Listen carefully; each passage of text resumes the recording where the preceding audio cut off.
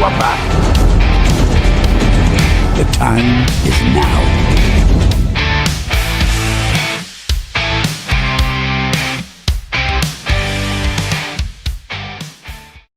Right, good morning, good afternoon, good evening. I'm sure good morning, though.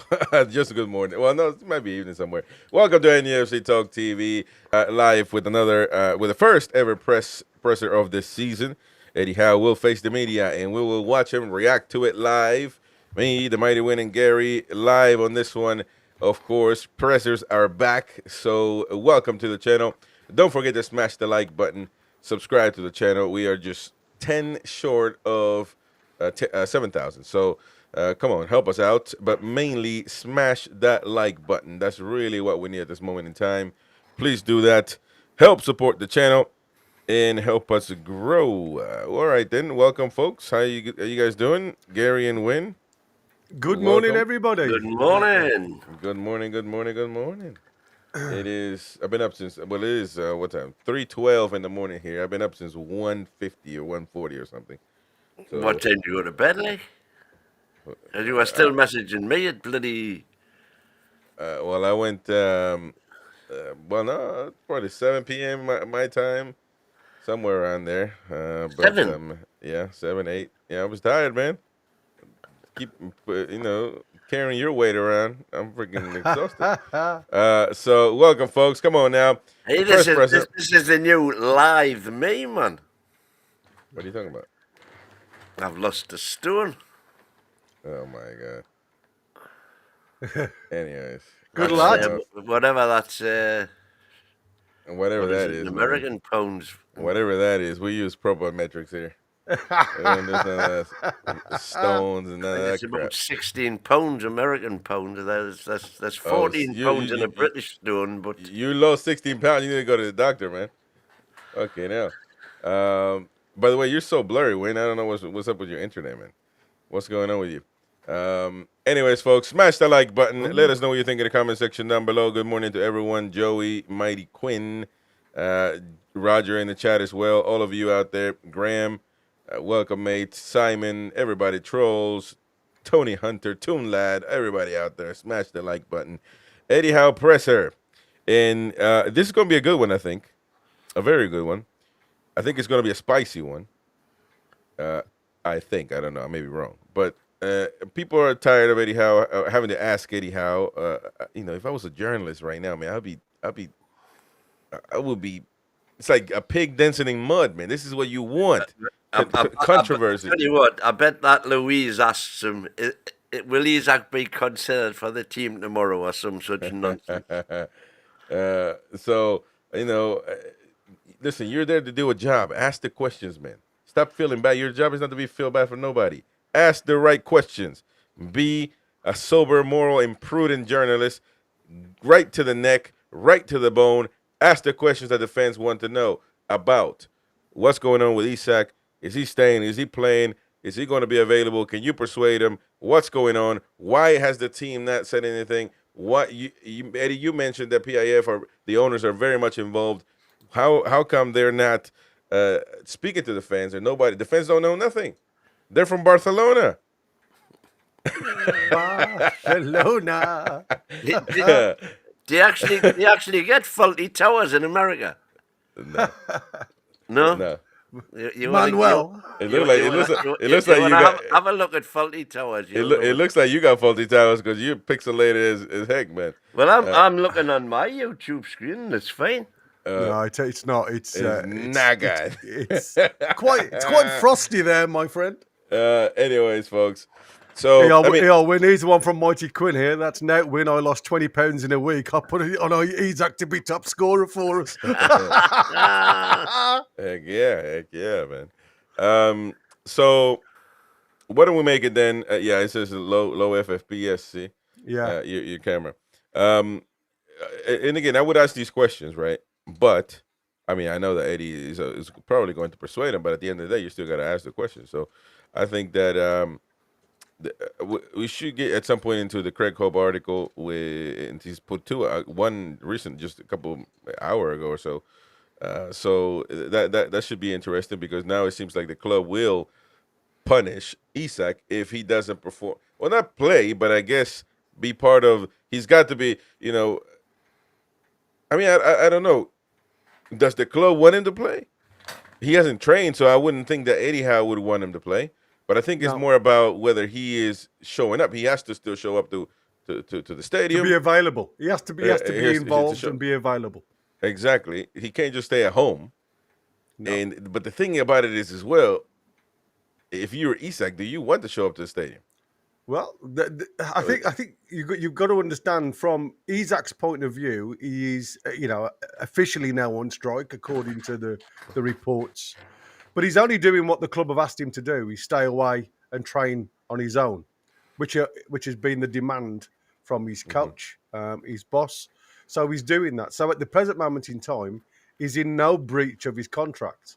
The only thing that they could actually hammer him on at the minute is travelling to Spain. And again, by all accounts, that has been sorted and discussed, and there was no fine given to him, according to Eddie Howe, when he said he has no idea whether there's been some type of, fine given, which I find totally strange. What he should have been asked then, had he asked for a one? Well, it's like everything else. I mean, usually it's coming from the coach directed to the board to say he's in breach of contract, and we need to go ahead from there.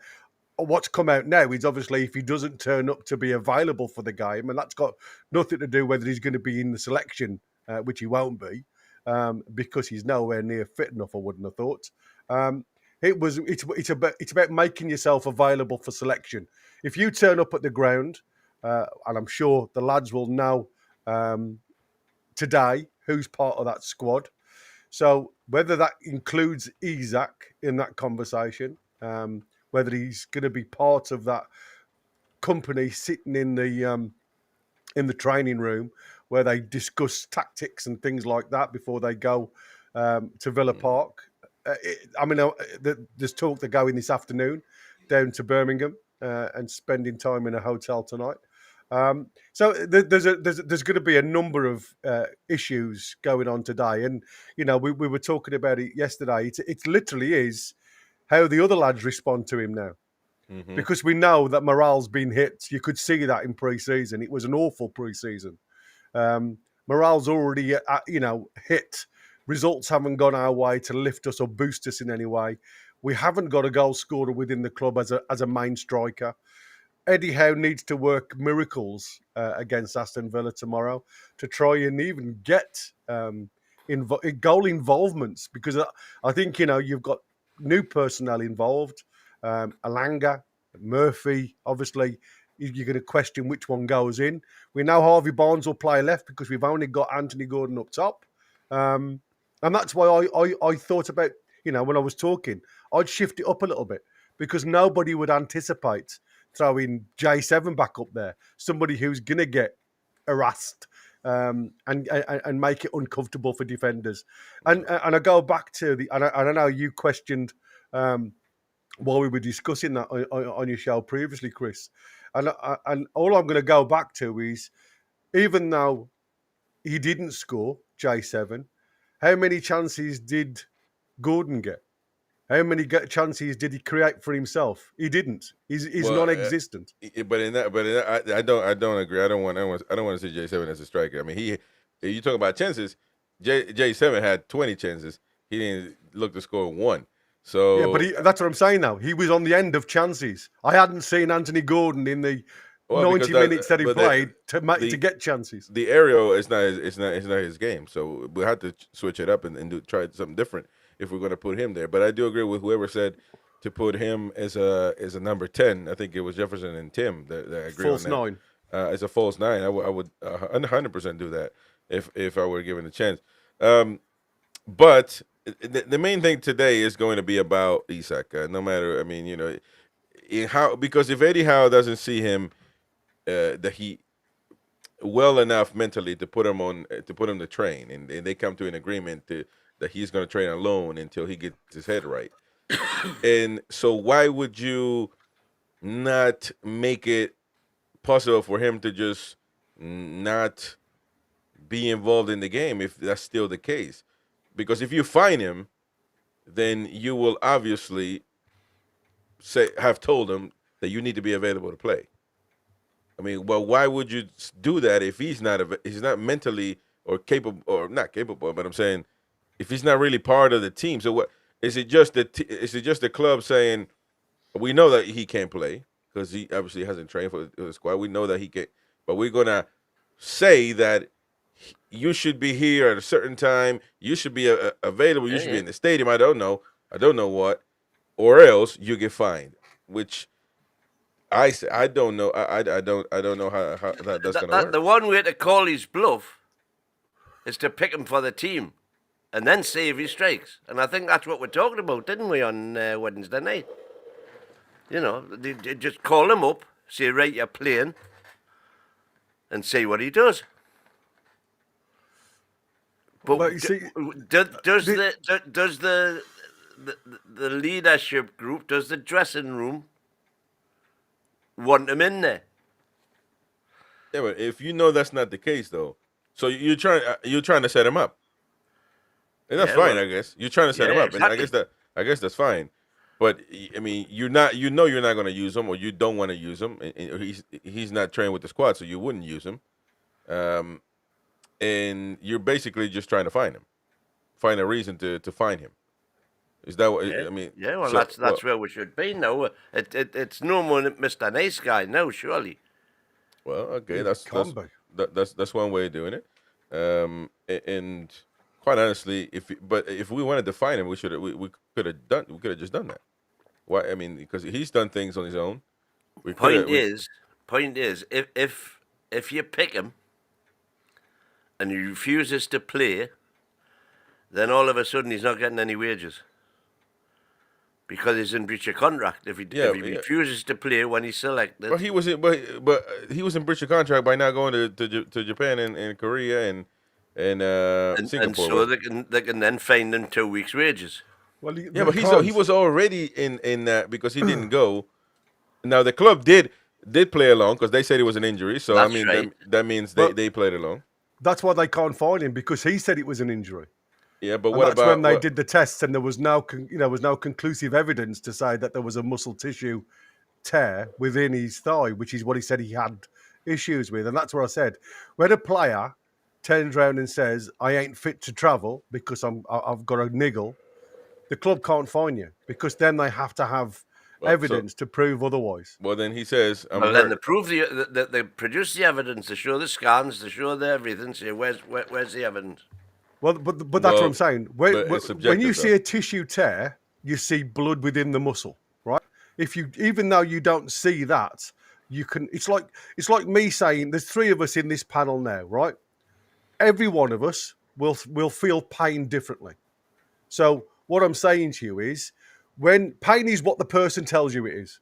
Yeah, I may be able to run through a little bit of a groin strain where the next person to me will hold his hand up and say, I ain't running with this. And that's the difference. So you have to go with what the player says. So there wouldn't be nothing stopping them from saying, listen, I'm hurt right now. Nothing. And that is the problem, Win. No, but it is, though, Win. It is true. I mean, in the military, many times, pain is subjective. So people would just say, hurt. Okay, so nonetheless, then, you still make him make that statement. Well, and then how many times can you make it? I think he needs to. I think Once what Newcastle can. I don't think Newcastle can make him play because he can pull something like that. But what they can do is you got to sit in the stadium with your teammates there at all times, because that's what that he can be forced to do. Yeah. And now, but again, you're gonna listen. I'm not trying to backtrack, and I'm not trying to feel sorry for him. But if you put him there in the dugout, you're going to risk a bad situation from the fans. And Eddie Howe is there. The teammates are there. Like, it's not. Do you really want to create that type of stuff? No, but everybody who was there for Newcastle, they'll not have a bad atmosphere created. They'll realise that it's all directed at him. and so will No, he. well, I know that, but I'm saying, but you don't think the players they're going to be uncomfortable? It's like me sitting here, me and Gary talking, and you're there, and you're having an argument with your what? Hold on. They could well be sitting there loving it.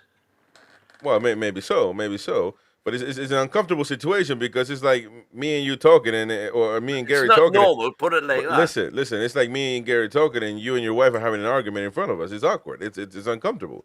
You know, it's not. You've got to make a president now, and this is why I said I think I agree Eddie with that, Howe, Eddie Howe, unfortunately, I think he's made a bit of a rod for his own back by trying to wrap him up in cotton wool and not asking him to go to the Celtic game, even though he wasn't involved in that game.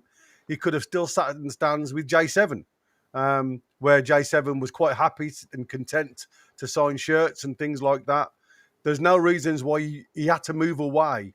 And that's where I said, to protect him from noise, sometimes you have to face the consequences. And I think, you can get as much protection as you want, but there's going to come a time, like I said, the way out, and it's been openly discussed, nothing has ever come out of his mouth. Nothing.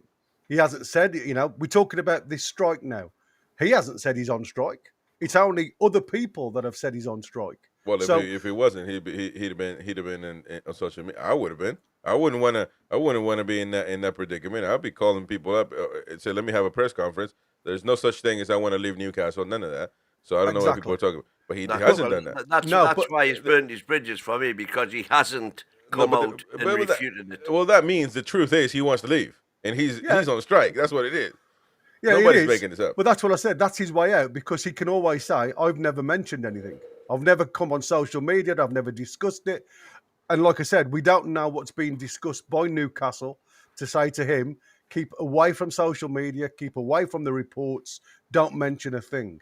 Well, because I think for Newcastle, again, looking at the way Eddie Howe is approaching this, until Liverpool come in with a decent bid, or until Isaac asks and puts a transfer request in, he's still a Newcastle player. Yeah, well, he's still under the scrutiny. I mean, now we talk about the 140,000. That's what's interesting to me. More than anything else, we've been saying he's on 120,000. Exactly. And the report's now coming out saying he's on 140. So who do you believe? And what do you believe? I do believe Craig Hope. I think he's on 140, and it's still lower, I guess you would say, the football standards. But you don't negotiate a new contract getting more money by rioting. It don't work like that. So it's going to be interesting. We're going to hear from Eddie Howe in 2 minutes or so. So stay tuned.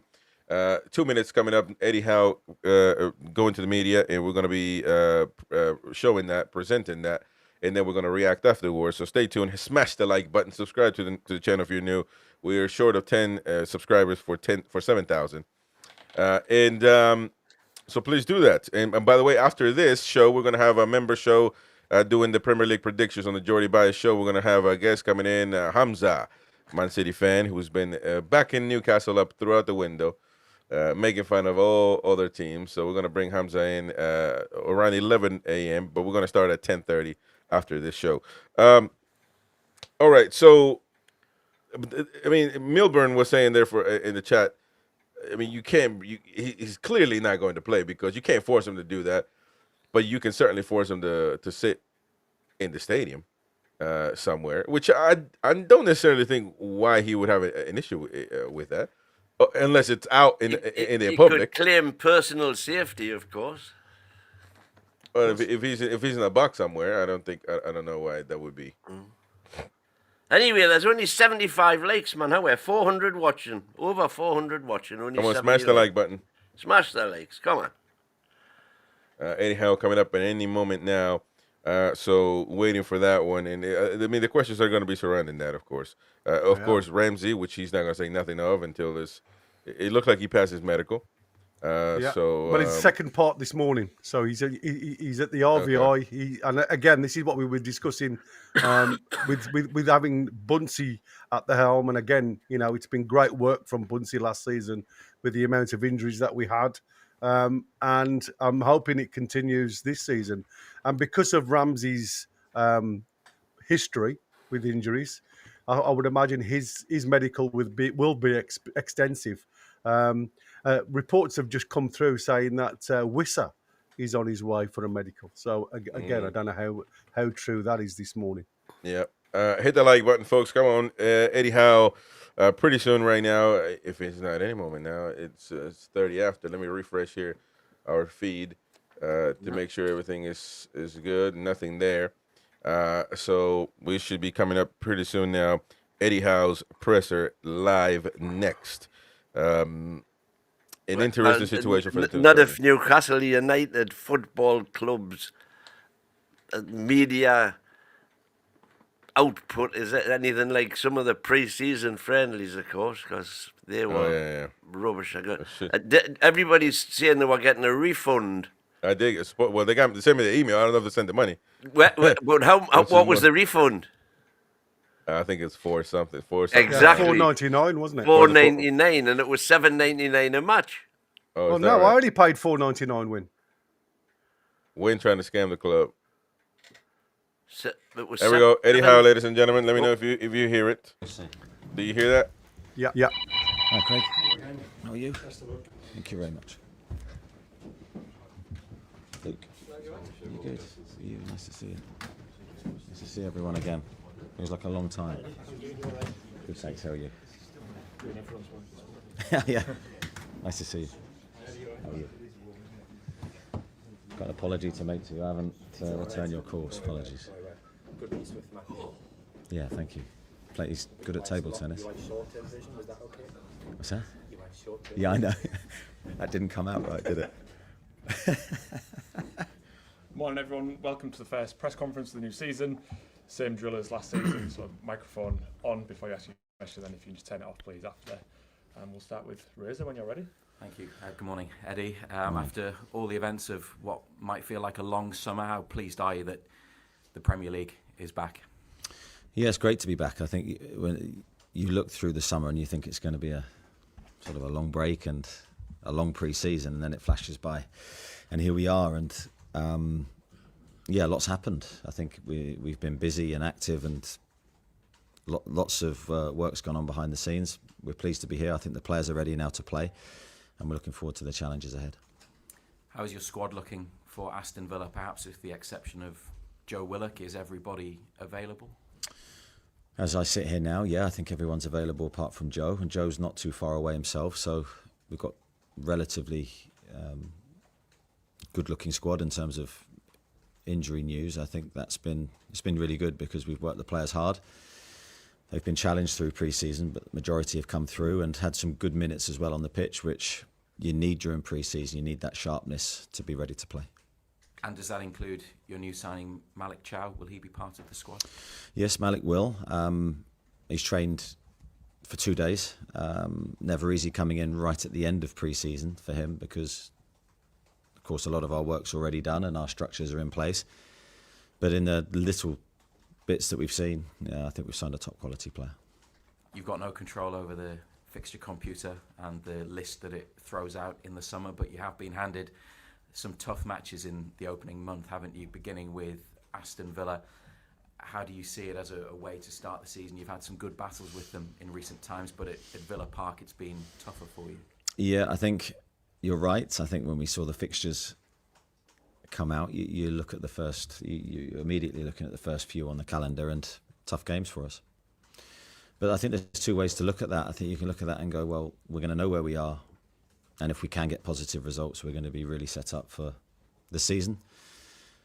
And also it sharpens your focus. I think you know then when you're working through pre-season, you're working for to get everything right for that first game because you know the quality of the opposition. As you say, we've had some really good battles home and away against them. They've had successes, we've had successes. It's going to be a really tight game, but hopefully one we can do well in. I know you've spoken at length in recent weeks about Alexander Isak and his situation. As we talk now, what is the latest with him, and has anything changed this week? No, there's been no change to the situation. All my focus has been on the training, on Aston Villa, on the transfer front in terms of trying to get players in. And you can imagine that is all-consuming for me. So Alex's situation's been unchanged for a while, and that will continue to be the case, I think. You've enjoyed a good relationship with him, haven't you, over the 3 years that he's been a Newcastle United player? Given everything that's going on and the difficulties associated with it, do you feel that good understanding is still intact? Yeah, I've had a great relationship with Alex. I think you need to have that partnership with every player. I take my part of that relationship really, really importantly. I think in the respect that I have to work really closely with the player to his benefit, to try and improve them, to try and help them, to try and educate them, sometimes console them. You know, there's so many different emotions that players go through, and I always want to be there for them in every way. And me and Alex have enjoyed a great relationship. I don't think he'd have done as well as he's done without that, and without his teammates, and without the supporters and the backing of the whole football club. So he recognises that as well. He's a highly intelligent person, and he knows he wouldn't have had the success here without everybody connected with Newcastle. So this is a different moment for him and for us, and we're working through that together. Last question from me. To what extent do you feel this has had an impact on the other players in their preparations, because they know they're not going to be playing alongside one of the best strikers around and somebody who's been a great teammate for them over the last few seasons? Certainly early pre-season, I haven't shied away from the fact that was a difficult period for the players, for us, because any change is always difficult to react to. And I think you could see a bit of that in some of our early pre-season performances. But I think the players are really strong mentally. They're a really tight group. They've really come together in the latter stages of pre-season. The mood's been good, the spirit's been good, the performances have been better. So although it's not ideal, and we know that, I think the group's reacted really well. Thanks, Reza. We've got Keith. Eddie, are you rested and refreshed ahead of the new season? I'm ready for a break, actually, Keith. No, I feel fine and within myself, health-wise and energy-wise. I feel pretty good. It's been a demanding summer. It hasn't been a period of rest, that's for sure, for me. But you sort of become accustomed to that, and you know it's being a manager of a Premier League club is really, you're on all the time, even in the summer period. So yeah, I feel in a good place and ready for the season. Well, obviously it's Villa to start tomorrow, but you only need to cast your mind back 2 years ago and you thumped them 5-1 in the opening day. You'd take that again tomorrow, wouldn't you? Well, I think you'd take on the first day, you'd take any kind of positive result. I think that day the scoreline probably flattered us. I thought Villa played well, we played well. I thought it was a great game. Villa went on to have a great season, as did we. So there's a lot of overreaction to the first game in both ways sometimes, and I think I really want to see a team that's unified, firstly, cohesive, and really focused and hungry to win. So I think as long as we see those things, we'll be fine. Do you think with what's going on with Alex, and you mentioned a moment ago that the players sort of earlier in the pre-season were affected, do you think in some ways it's maybe brought the rest of the squad closer together? I think sometimes these things can have that effect. I think we were really, really close anyway. I don't know if you could I could necessarily sit here and look you in the eye and say it's brought us closer together. But I do think sometimes these things can happen and it can unify you in a way that you didn't know possible. Certainly, I think the resolve and the strength of the group is there. They realise that without Alex, everyone's going to have to step up and give more in order for us to get results, because it's not an ideal situation. So I think that's the focus, and that's what we're planning to do. Have you tried? Have you asked him if he would play tomorrow? I think those conversations. I mean, of course, I've said many times during this summer I want him to play, want him to train, and of course I've had those conversations with him. But I think the details of those conversations need to remain private. And the Isak situation aside, kind of quietly in the background, it feels as though the club are going about their work well. We've seen a number of new players arrive. You mentioned Malik there, and of course Jacob Ramsey here having a medical as well. Are you pleased with the rest of the work that's going on? If you can park the Isak situation, I know that's difficult. Yeah, I am really pleased. I think it's been a slow burner this summer for us. Initially, a lot of frustration because we were trying to be active very early, as I said at the end of last season. The reality of that didn't happen, and that can sometimes be through no one's fault other than circumstance, then you're trying to turn things in a positive way. Not necessarily for you guys, your perception, but for the players internally, for the squad, for what we need. And I think gradually, piece by piece, we've been becoming stronger. It's all about, always for me, about the quality of the player rather than the number coming in. I say that continually. And I feel we've hit that in the right way. I think we've got quality players coming in, players that can make a difference, of the right age profile to take the squad forward into what will be a very challenging season. Yes, the top end of the pitch isn't ideal at the moment, but we've got a little bit of time on that still. On Ramsey, I know you won't want to jinx it because it's not done yet, but he's the sort of guy I think that fits into your ethos here and everything you're trying to do. I think you're right. You don't want to talk about it too early, I've Keith. given you an is there any chance of him being involved tomorrow if you get the deal done? No, I don't think so. Okay, perfect. Thanks very much. Thank you. Cheers, Keith. We've got Andy. Well, Eddie, Morning. can you even begin to give us any insight into just how busy you've been this summer? Like how many phone calls you've been taking a day, anything like that? Yeah, I think it's just been a constant there in my life during the summer. So whether you're, I think I spoke to Craig a couple of years ago, whether you're on a water park slide, playing tennis with your kids, whatever you're doing, you're sort of, there's something happening, where's my phone, right, okay. And it's that kind of, then you're off, then you're back. And but you get used to that sort of, and it'll be the same for every manager, not for me. You get used to that life where you're sort of, there's a distraction, there's a moment where you have to go away, and then you can come back in again. And it's trying to focus on the people that you're with and not disrespect them, I think is important. But I think it's been that kind of summer for me where there's just been no lull in activity. There's always been something happening. We were speaking to Aaron Ramsdale the other day, and he said it almost feels like, you know, the club is already being written off in a way with all of this Alexander Isak situation. Does this club and this team operate at its best when its back is almost against the wall? Well, I wouldn't say at its best, because I think we've proved during this period that we can be successful in any scenario, really.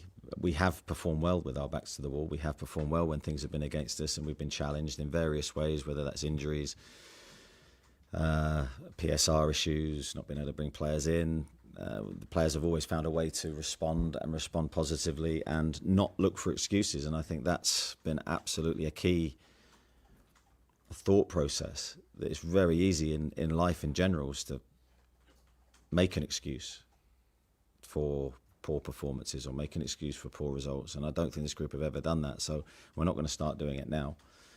The situation is far from ideal, but we have to try and find a way, and that's what we'll try to do to the best of our ability.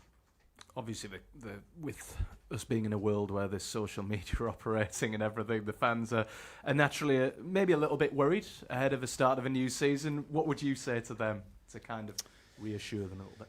Well, I think worry is a bit of a wasted emotion, really. I think I'm always optimistic with the team because I know the character of the players that we have here. I know the talent that we have in the group. I know what we can give to the people of the city, and that is effort, commitment, heart, desire, and those qualities outweigh any other that you can give. So we will vow to do that and try and make our supporters proud, and all we ask of them is that they back us during game day, during match time, that they're with us, which I know they will be. What makes Aston Villa such a tough test at Villa Park, would you say?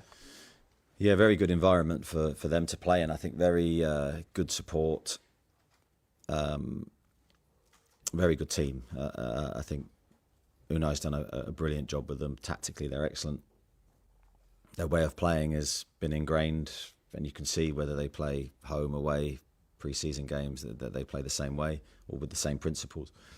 And they're a tough team to come up against. And if you're off in any way in your game, they'll punish you. They'll find your weakness. So we've had some, as I said earlier, we've had some really good games against them, both positive and negative, and you always learn from the negative ones.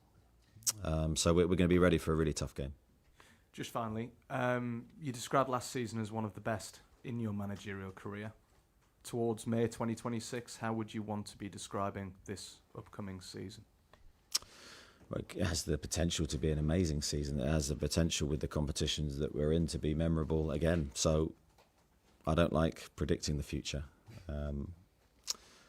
I just like to focus on small improvements every day, every week. Try and get better. Try and get the focus towards improvement and development of the team. If we can continue to do that with the players that we have, I'm sure it'll be a great season. Thanks, Eddie. We'll go at Tyne and then look north down the front. Morning, Eddie. Morning. Events have sort of pushed the narrative one way over the summer, but there's another side to this as well. You came back to this season as winners now, as a group. Do you think that's made a difference at all? Well, I think the feeling of the cup final win is still there with us. We wanted to embrace that win and try and use it for all the positive, and our return to the Premier League after winning the cup was so impressive, because it can work against you. You can get complacent. You can think you've done your job in that one moment, and we knew it was far from it. We're building towards hopefully something greater. So that feeling's a nice feeling going into a new season, but it counts for absolutely nothing. We have to earn it all over again. The players have to earn it all over again. Last season is, to a degree, forgotten. So the players that played fantastic last year now have to do it all again. And that's the life of a footballer and the life of a football manager. Thank you. Morning, Eddie. Morning. Obviously, the transfer window is still open, September the 1st. Given the challenging season, as you say, you're going to face, how many more people, how many more members of the squad are you going to look to add? Well, we are still active in the window. We still love to add one or two players. But it really is now sort of quality again over quantity. We don't want to do too much more. I don't think we need too much more. That we're certainly strong in certain areas of the squad. Look, really got good depth, and we'll be able, hopefully, and resilient enough to get through a long, tough season. You look at the fixture list we have beyond the first international break. It's relentless. So we're going to need everybody fit and available to contribute. So yeah, an important last few weeks of the window for us. Certainly we need to do a little bit more. Sunderland back in the Premier League, what's that mean for Newcastle United? Well, it will mean a lot when we come to face them. I think, I know there's a lot of talk. I've done interviews already where one of the big topics has been Sunderland. I think for me that's not there at the moment. That will be there when those games come around. For us, we have some tough challenges ahead first. Thank you. We'll go with Damien and then Ian, please. Morning, Eddie. Morning, David. Eddie, did the players this weekend almost have to forget about Alex, and how difficult will that be to do, given what he's given to the club over the last 3 years? Yeah, well, I think we do. He's not here with us, so we have to focus on who is here and get the best out of every single player in the squad that's fit and available. That's always been the way. I think the players will be aware that he's not here, but I don't think the focus will be on that. The focus will be on making sure that they play to the best of their ability, each and every player. And that's all we can do. And as we stand now, would you still expect Alex to be a Newcastle player on September the 2nd? Yeah, I at the moment I would, but I've got no change of feeling throughout the summer. It's not in my hands, but he's contracted to us, so that's why I say that. Morning, Eddie. When the final whistle blew in last season and you'd secured Champions League football, was there any part of you, injuries notwithstanding, that thought Alex Isak wouldn't be available for the opening game of this season? That was the furthest thing from my mind. Trust me, when that final whistle went, it was just a feeling of relief, really, because we'd sort of been hunting that prize all season. We were in and around it after a really good run in December. I wasn't thinking about any individual in that moment, and yeah, I can't really give you an answer to that. Throughout the summer, though, did you think that Champions League qualification had put to bed any issues with Alex? Yeah, it's just not dependent on Alex. My thinking's not on just one player. I think Champions League qualification was important for the squad in general, because we've got some outstanding players that want to play and compete in the best competitions. So certainly I had a feeling that that would help us keep the majority of the squad together, because, as I say, I'm sure we've got players that are coveted by other clubs. So that is a big part of what we need to do on a regular basis. We need to keep the momentum in the club, in the performances and the results for the long-term success. Thank you. Go on, Louise and then Lee, please. Hi, Eddie. Hi. Do you feel that there's been a lack of communication in the sense that, say, Isak was obviously a bit non-committal on, say, with his interview with Alan Shearer last season when he spoke to us before the cup final.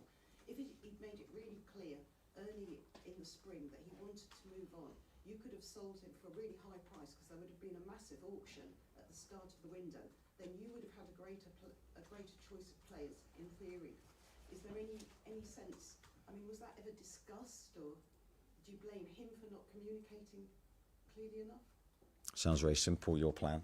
That's hindsight. Yeah, well, no, but the reality of any transfer or of any player situation is far more complicated than the hypothetical situation. I understand why you may think the initial thing that you discussed there, but nothing's ever as simple as it seems on the outside. And moving on to goalkeepers, do you know who's playing in goal tomorrow? Have you? I have an idea. Are you going to but tell we'll us? see. Yeah, I have a good idea of the team that I'm going to pick, but we have one training session left, so there's always a chance that something may happen in between. But yeah, I have a good idea of the team. Thank you. No problem. Lee? Eddie, is the Isak situation holding up other business? Because obviously, if he's sold, then you're going to have the money to spend. But without that, it feels like you're kind of stuck. No, it's not limited us in terms of what we're trying to do. We've been looking to sign a striker all summer. We lost Callum Wilson at the end of last year, so a striker was a necessity for us all through the window. And that's not changed. We're still in that position. So, yeah, of course, for loads of different reasons, we haven't been able to sign one, but we still have time to do that. And if Alex is deemed as world class, can you bring in another world class striker before the window shuts, whether he stays or not? Well, as I said, we're looking to sign a striker and we're trying to sign the best one that we can. I'm very reluctant to put anyone in world-class status. I'll let you do that. I just focus on trying to bring the one in that we feel suits us and the way that we play and can make a difference. They're the key qualities that I look at. And bearing in mind there's a lot of targets have already moved, do you actually feel that there is that level of striker left to buy, given obviously certain strikers you missed out on in the window already? Yeah, I think it's a very small field. The centre-forward market this year is as tight as I've ever known it, really. Yes, we've been active for a few, and for whatever reason they haven't happened. I can't deny that, but we're still actively looking, and I still believe that there is someone there that can fit our requirements. Got Craig, Chris, and then Luke, please. Eddie, this was something you touched on before, that Alex wouldn't be the player he is without the relationship with you, with his teammates, with the club, with your staff. To that end, is there disappointment at the manner in which this has played out? You know, it could have been different. Yes, he wants to go, but he could have gone about achieving that in a different way. I don't think now is the time for me to critique that, Craig. I think it would be wrong for me to do so. But I think Alex would be the first person to acknowledge that as well. He's not, ever given any indication that he's done this on his own, his career progression. The team has to function for any centre-forward to score. And he's the first to admit that his love for his teammates and the style of play has greatly helped him. So there's certainly no issue on that side.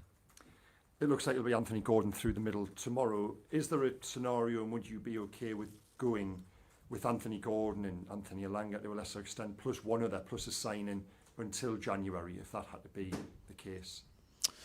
I'll go with whatever hand I'm dealt. That's always been my way of thinking. Again, going back to an earlier point of not sort of giving excuses or looking for excuses, because I think that spreads right through the squad. The ideal would be that we sign a striker. I think we need one, irrespective of what happens to Alex's situation. With the amount of games, I think we need that, and that's what we're trying to do. Thank you. Chris?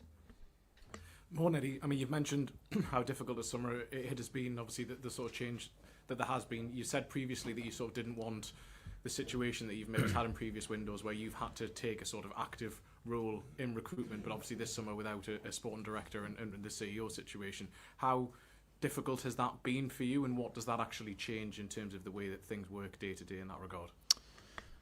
Yeah, I wouldn't say I wouldn't want an active role in recruitment of players. I feel I have to have an active role in the recruitment of players. I have to, when you welcome a player through the doors here into your squad, you've got to have a plan for them. You've got to know where they fit, and to do that, you have to love the player. So I think I'm an important part of that piece, but it's obviously without a sporting director, I'm not there to negotiate the deals or the transfer fees, all the things that it's a very complicated process now.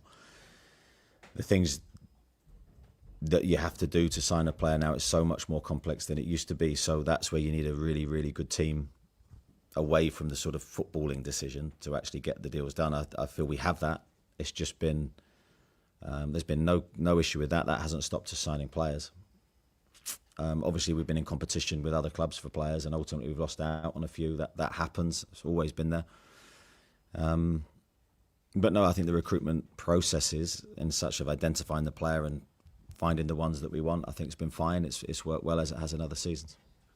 I mean, just on the sporting director position, obviously it is theoretically a long-term position, but there's sort of been two in the last 18 months, last one very last year. How important is it that the next person is actually in there for a decent amount of time to see things through? Ideally, yes.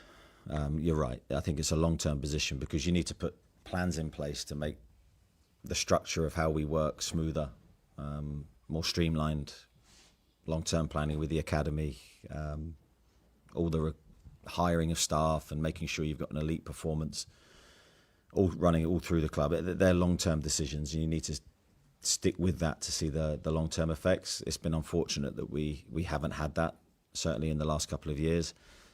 Fingers crossed. I don't want to put too much pressure on whoever comes in, but fingers crossed we can get that this time. Cheers, Chris. Luke? Morning, Eddie. You've been asked a lot of questions about Isak and his future. What is the board's view of his current situation and his behaviour? I think the board needs to discuss that with you, Luke. I don't think I can do that. I have, from the whole situation, really, I've become detached from it because the demands on my job and my time are so extreme that I don't have time to be dealing with that on a daily basis. So other people have been dealing with that situation, and really for clarity on their thoughts, I think you need to ask them. Is there a way back for Alex at Newcastle? Obviously, he's upset a lot of the fan base. We're led to believe he's upset other people behind the scenes, but is there a way back for him to play for Newcastle again on whenever it may be? Yes, I believe there is. But of course, discussions and talks would have to take place in order for that to happen. But that's again for another day.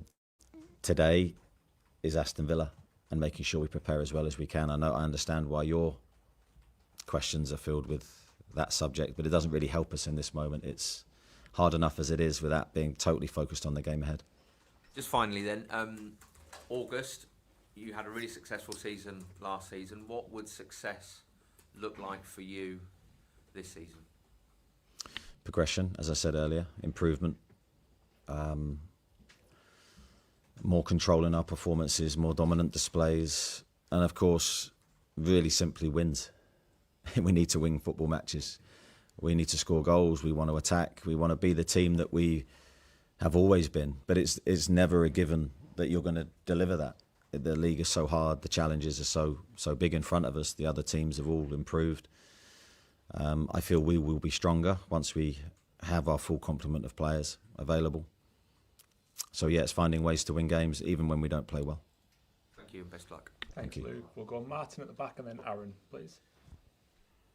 Morning, Eddie. Morning. Apologies for the same topic, but how is Alexander Isak right now? I don't know the sort of the full answer to that because I'm not with him enough to give you a full definitive answer. I believe he's fine. I have seen him and spoke with him, and yeah, he seems okay. Do you worry about a player training on his own for this amount of time? In what respect? That he's not with his teammates, that he's not going through all the stuff you do before games and in pre-season. Are you talking physically or? Yeah, physically and mentally. Yeah, of course. It's not anything you ever want to see. want to see him with the squad, want to see him happy, enjoying his football. He's contracted to us, he's here. So for me, that's an unfortunate situation. And sorry, is there any disappointment with how he has played this out? As I said to Craig earlier, I don't think I should go there today. Okay, cheers. Thanks, Eddie. Thanks, mate. Harry. Morning, Eddie. Obviously, nobody can tell the future about Alex Isak, but from your experience in the past, how easy or hard is it for players to be reintegrated when something like this happens? I think all options and potential scenarios are open and available to Alex. I don't think any door is closed. Ultimately, it's going to depend on him and what happens in his situation. Then he will dictate that to a degree, and we will facilitate it and obviously try and get the best result for us and Newcastle. And this summer, you've lost some really experienced players. You've lost Sean Longstaff, Callum Wilson, Martin Dubravka, players who have been at this club a long time. Did you maybe plan for it to be this sort of transformational summer? And sort of, can you talk to us about what the squad is going to look like now that these players who've been here for years are not around the place anymore? Yeah, we're certainly going to miss all those players that you mentioned. I mean, it's a shame that I haven't been able to talk about them more in depth. Outstanding people, outstanding players, gave a lot to the football club. They leave with our full respect. All of them contributed greatly to the success we've had in the last 3.5 years and before I arrived. They're great servants to the football club.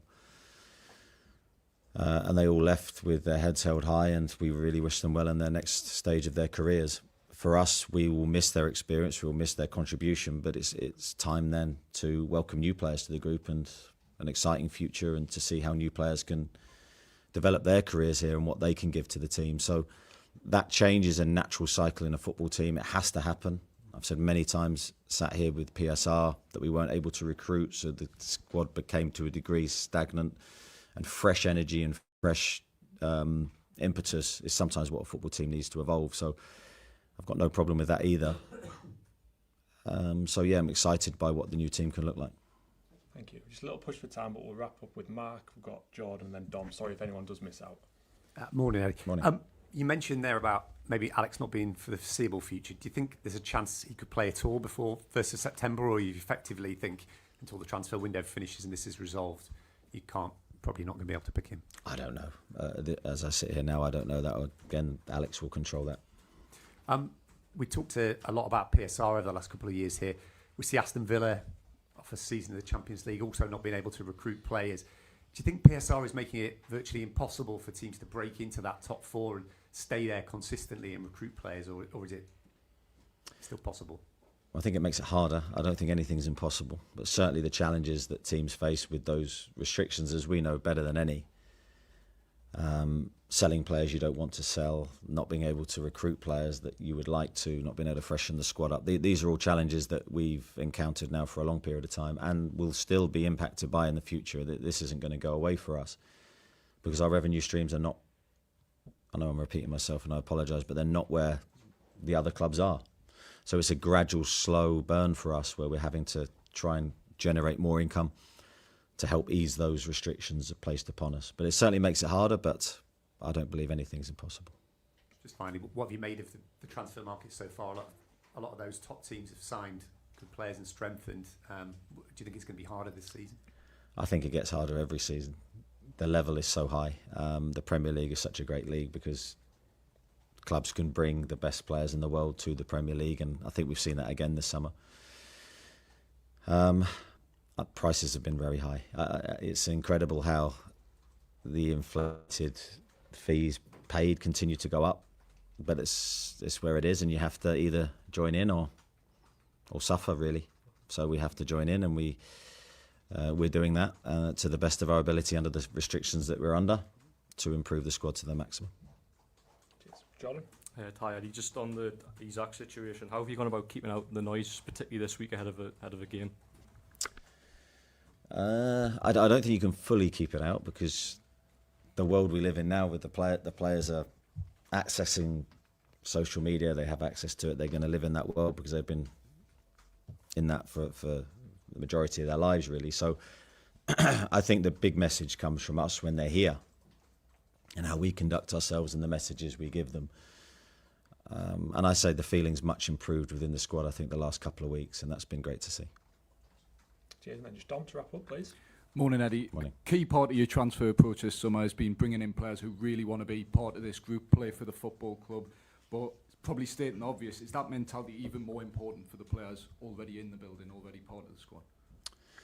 Yeah, absolutely. I don't think you're going to achieve anything with a squad that's not totally united together and really positive in its attitude, keen to achieve, keen to represent the club. And it's absolutely key for me when we go into the recruitment phase that any player you sign is desperate to come. And every player that we've signed this summer has been in that position.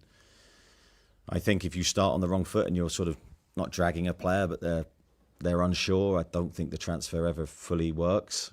In my experience, especially here, all the players that we've signed desperately wanted to come. And then you could see that in their performances. And I always think of Bruno.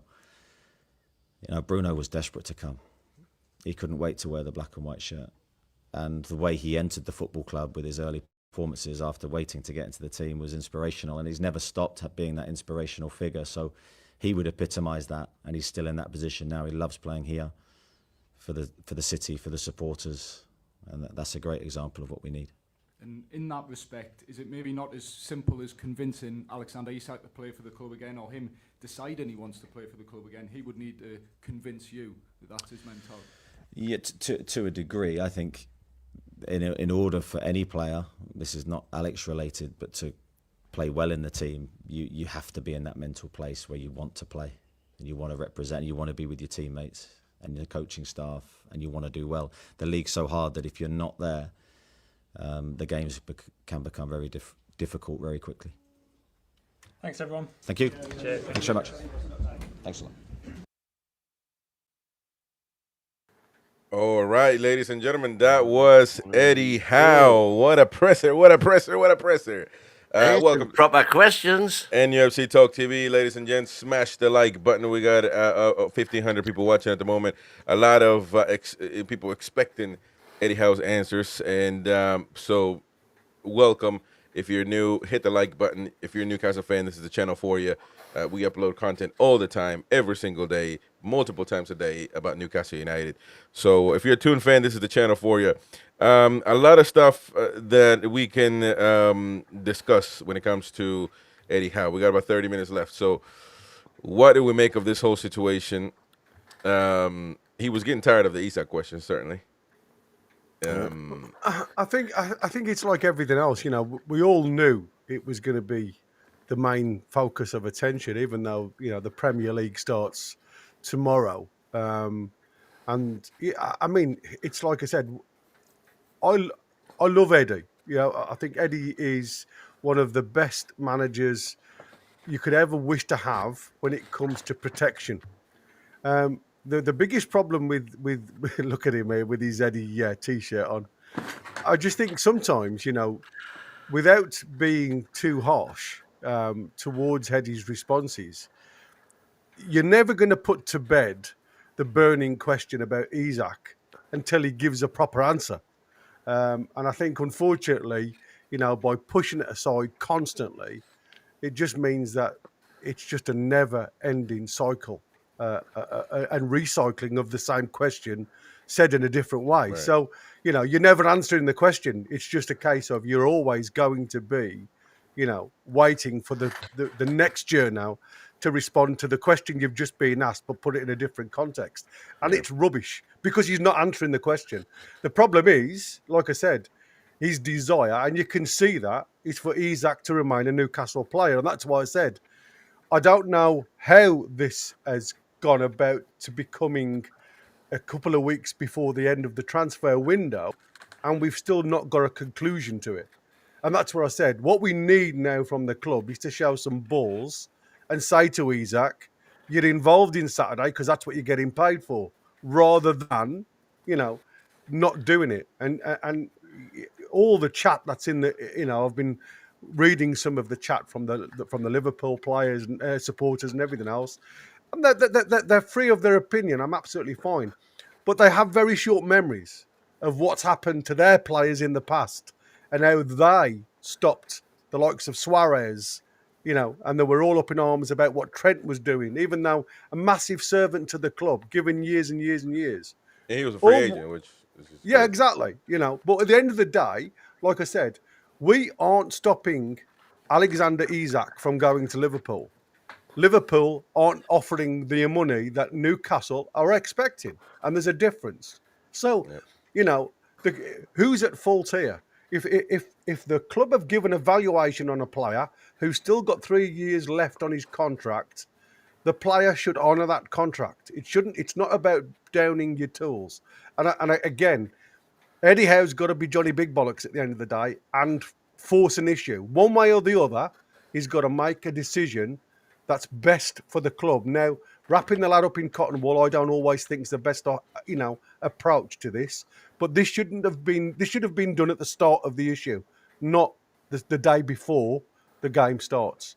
Because unfortunately, there's still a lot of questions that haven't been answered by anybody, and that is my only problem with this thing now. One of the journos who I thought gave it the best stab, I don't know who it was. He said at the end of last season, were you expecting Isak to be part of the squad this season? And Eddie said, you know, kind of yes. And he pushed him a bit. And Eddie's answer to when he pushed him, and what he was trying to get definitively was when Eddie Howe knew when Isak had allegedly turned around, which we're being told he did in the press, before the transfer window opened, in other words, at the end of last season, that he wanted to go. And he said, yes, so he pushed him a bit more, and his answer to that wasn't, no, I didn't know. It was, we are focusing on the people who are here, not on the people who aren't here. And that journo tried really hard to get him to identify when it was he knew that Isak had said he wanted out. And Eddie wasn't forthcoming with that. And that was where, and then he then went on, you need to ask the board that question.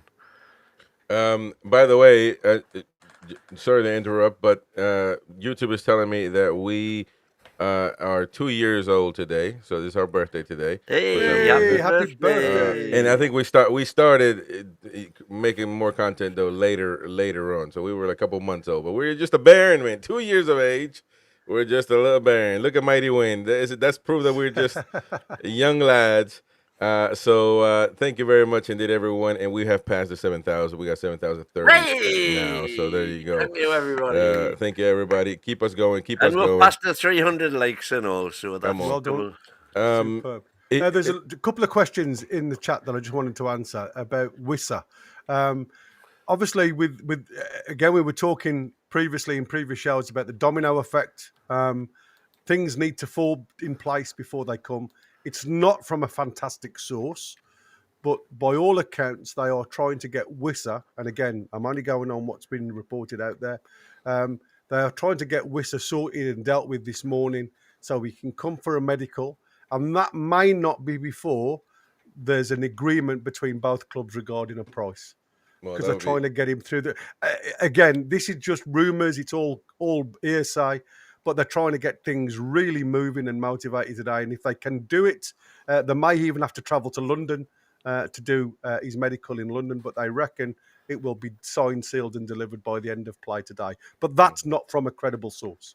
So Eddie Howe, very little on the game. Obviously, it was always going to be about Isak. But, I mean, he is clear that he can't be a part of the team. So... I highly doubt that we're going to I mean, Craig Hope said that we're going to find him. The board might find him. For what reason, I don't know. Other than telling them, be in the stadium. And if not, you're going to be fined. I'll tell you what, it wouldn't hurt to not have to pay that money if you're not getting a use of a player. But, I mean, even if he's... If he said, I want to play, I'm good to play, but I want to leave, I don't know that Eddie Howe will let him in. So, what do you do in that sense? I mean, it's a very intricate situation at this moment that Newcastle are in, and I just don't know what the right answer is moving forward, other than doing what he's doing now, which is not being part of anything. So, but he's made himself available, so that gets him away from the fine, and because he's made himself available, and I think, I said, how has he done that? Well, because he will be like turning up as part of the squad. So the ruling is when it comes to a contractual discussion, you have to be available for selection unless there's a medical issue. And as you've just heard from Eddie Howe, the only person is Joe Willock. But how has he? I mean, how has he made himself available? We don't know that. What you've got, that's what I said. Reading between the lines, and again, that's all you can do. Eddie Howe, again, he's working on the instructions that has been given to him, and this is talking on Isak's terms. Isak hasn't walked away from the club, and again, when you look at the Wissa scenario, what he did with Brentford, I can't condone that, because that to me is no different to what Isak's doing at this present moment in time. Wissa turned around to Brentford and said, I don't want to train with you guys, right? Isak hasn't done that. It's Eddie Howe who said to Isak, because of the way you are, I don't want you involved in the training, because I don't want your demeanour, your personality that's low to affect the boys, which he has done already. But you could say that Eddie Howe's done that, but I mean, everything that's leaked out by the media, and I will tend to believe that, because I don't think all of them are getting together and lying on Isak, saying that he won't play, that he's rejecting the play, and that he won't. He's not bothered. He won't be back as a Newcastle. He's adamant that he won't play for Newcastle again. So that is refusing to play. I think they both came to an agreement that he doesn't want to play. Why are we going to make him be an infectious disease basically in our locker room if he doesn't want to be a part? So So what you've just said exactly what I was meaning. What you've heard is a spin from the journos. It's never been. Well, I don't know about a spin though, man. I don't think it's a spin if everybody's saying it and nobody's denying it. No, but from Brentford, you see, it came directly from Wissa that he didn't want to train with the squad. But Wissa didn't come out to the press and said that. It was saying it was journals. It wasn't. It was the club itself. The club made a statement. Now Newcastle have never made that statement. It's only from the journals. Well, Wayne, what do you think about that? You're quiet. Well, what I'm saying, man. I'm sick of Isak, tell you the truth. Absolutely. Well, that's what's happening, so we got to talk about it. But there was a lot of interesting stuff in the rest of the presser, which is kind of, I suppose, Isak. It's all Isak, man. What are you talking about? For example, does the team perform better when its back's against the wall? Well, that's rubbish. Anyway. In terms of being under pressure with all this Isak nonsense going on. And what he said there, which is what he's always said in the past, we've had our backs against the wall in the past due to injuries, due to PSR issues, We don't look for excuses for poor performances. Yeah, well, so he is not going to make the Isak debacle an excuse for poor performance. He can't. I mean, what else do you expect him? He can't do that. If we lose, sorry, but he can't use that as an excuse to lose games. So what else would you expect him to say? I mean, you expect them to just get on with it and try to win matches. I don't expect any less from him. Or I'm just telling you the takes that I took from Eddie's press conference, right? Okay, well, it's all about Isak anyway. So worry is a wasted emotion. What we give is effort, commitment, heart, and desire, and we trust that the supporters will back us. Well, the supporters will back at Newcastle. That's a fact. Listen, I get you, man. You're trying to get on this Eddie Howe, the martyr thing, and at the end, I'm just trying to get off the Isak narrative. Well, we can't, because that's what's happening, and the viewers are tuning in to hear us talk about this situation and try to figure out what's happening and how we're moving forward with it. Because at the end of the day, Eddie Howe said there at the end that we were looking for a striker either way. One. So it's never been about getting a replacement for Isak, obviously, because we didn't know. But now that this situation is ongoing, I mean, I guess you can say he's not going to say we're looking for a replacement for Isak because he's hoping that he can come back and play. But even if we just get Wissa and Isak leaves, it's still a massive. When specifically asked, he said yes, he can.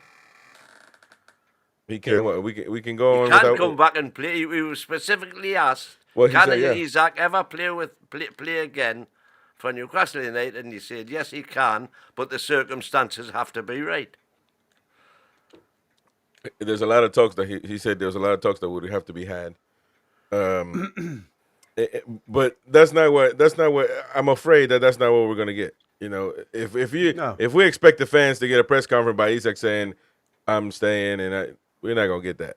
So fans are just gonna have to get over it or boo him. I guess, and that's exactly right. What Craig Hope was saying. You know, every day that gets closer to the September the 1st deadline day, is the closer that he remains a Newcastle player. And the problem is, as we've seen with the likes of Suarez, Van Hooijdonk in the past, all players that have gone on strike against their parent club, the wish and the demands that the individual is looking for never come true. They have to come back with cap in hand. And, you know, like I said, at the end of the day, Isak is being guided by an agent that wants to line his pocket. But he hinted that. He hinted that, by the way, I think. There was some question that was towards that, wasn't there? Well, he's been advised. It's not just him. He's been advised and blah blah blah. So it's not just him. But it would make me believe that he might be opening the umbrella, as I like to say, if and when Isak comes back, to say, well, it's been a mistake. He was ill-advised, and now he's recognized that, which it's a fair tactic, to be fair. He also mentioned that, obviously, there's been a lot of players that have contributed to the team, and we haven't been given the opportunity to talk about them. You know, but I mean, it was necessary to get rid of Colin Wilson, to get rid of Longstaff. It was, I think, in due time to do that. But I think he's just sick of talking about the situation. What was the question that he wouldn't get into? He kept twice already. He turned it out. I don't think it's for me to get into at this moment. I think I think it was about Isak's actions. Maybe it was no. It was about the actual conversations that he'd had with Isak. And he said, "Yes, I've had those conversations, but it's not right for me to." Divulge those. You say if I'd been a president, I said, why not? This is what the public want to know. Who would you be upsetting by revealing what was said? That sort of question, and you're never going to get that from journalists because they just get bored. Yeah, true. What other takes can we get from the presser today? Cho to be involved. I think that's that. I think he's going to play. Yeah, Cho will be part of the squad. He trained for 2 days. It's never easy coming at the end of the pre-season when our work is almost done. But in little bits we've seen, we've signed a top quality player. And I think, you know, when you look at that, we all knew that Cho had got something about him. I think he'll be on the bench tomorrow. I don't think he'll start, which is a shame because I'd like to see him. But I think he's going to be integrated, as we always know with Eddie Howe. It'll be a slow. He may get 15, 20 minutes or something tomorrow. Depending on obviously if we go three at the back. Yeah, it depends on, like I say, and how long Botman lasts. Exactly. So I think he will start with the three that have been at the in the squad, knowing full well we have got a quality centre back to come in if Botman doesn't last. At the end of the day, Botman hasn't had a great pre-season either, has he? Regarding minutes, so you're gonna need a sub on the bench. He said Malik will be part of the squad. He's trained for 2 days. Yeah, it's never easy coming in at the end of pre-season when our work is almost done. Bit like Botman, then, eh? Well, but like in I said, the little bits pre-season we've seen, we've signed a top quality player. Yeah. Well, I think definitely Eddie is wanting to get somebody like Chow in. You know, immediately. I think he's going to play sooner than later. And the goalkeeper he was asked about as well by the Mackham lady. And by the way, she needs to sort the mic out. It was way too low, and he says he has an idea. Obviously, he's not going to answer who, but I don't expect Ramsdale to start. I think in that particular case, Eddie Howe will do his usual shenanigans and wait until next year sometime when Ramsdale's going to try to put him on. I'm exaggerating, of course, but I think that's what's going to take. I mean, or do you guys expect? Well, I don't know. I mean, all it takes is Pope to mess up one time. The Like private conversations bit exactly. The quote was, "Of course, I've said many times I want him to train and play, and I've had those conversations with him, but the details of those conversations need to remain private." So that was the direct quote with regard to the conversations with Isaac that he wouldn't elaborate on. I think it also had to do with the board as well, wasn't it? There was one where he shifted it. You have to ask the board that question. The one when he really shifted it to the board was the recruitment. He says our identification of talent I want is good. The negotiations aren't. The negotiations aren't down to the talent spotting team. That's down to the board. Interesting. Well, and he also talked about DOF. He said that he needs to be a part of it. He needs to have be an important part of it. I agree with that. But he doesn't have to be the main part of it. Or that's my take anyway. Wayne wants him to run the club. Well, listen, we were talking to Marto last night from Villa, and apparently it was Emery. Yeah. Who appointed the DOF at Villa? Yeah. I don't want. My goal is not to be like Aston Villa, with all due respect. So let's look at what the proper clubs are doing, and go from there. That's my take on that. Because I was watching. I don't think that's the right way. Because once Unai Emery is gone, then your whole football system is gone. And so I don't know. I don't know if that's the way I'd go. But. Yeah, interesting. I think when you look at the vision of the club, I think the person that sits in the DOF has to be particularly tuned in to the vision of the club rather than the vision of the coach, even though they all have to mould into the same pot, if you like. Because at the end of the day, the vision of the club from when Amanda Staveley and Piff came on board, they looked at Eddie Howe for a particular reason. They looked at Ashworth for a particular reason, because of the vision of the club that was instigated by more board members. One part of that jigsaw has come good so far. The problem we've always had, and again, this is where this vision of the club becomes a little bit undulated, if you like, because you've lost 2 DOFs in that short space of time. So is it the fact that there's an issue between the coach and the DOF, which obviously everybody was highlighting that it is fact, that's the way it goes? Or is it an issue between, and again, I think there's a little bit more weight goes behind it from what we've seen now, regarding the board members not being strong enough to manage the DOF and the coach in its own existence. And I think, from what I've seen and the narrative that's been so evident this season is the fact that we have got a massive void at board level to manage the people below them. And I think that has to be investigated by the people at PIF and senior board members to try and get that narrative correct, because we can't go forward as a club as we are now on the trajectory we've involved ourselves. And Eddie Howe made a really good gesture saying, I want improvement. So he's not a manager that wants to stand still. He wants to continue, on this trajectory going forward and improving the squad every season. And I think to a degree we've done that. It's a shame about the Isaac scenario, because unfortunately all the good work that has been done towards the latter end of the transfer window is all going to warrant down to one player, whether he stays or goes, because by the time this could come to an end, which could be on the final day, we may have the money in the bank, but we're not going to have the money to go and throw at other players. And like I said, the one thing that concerns me, if we only get Wissa as our attacking option now.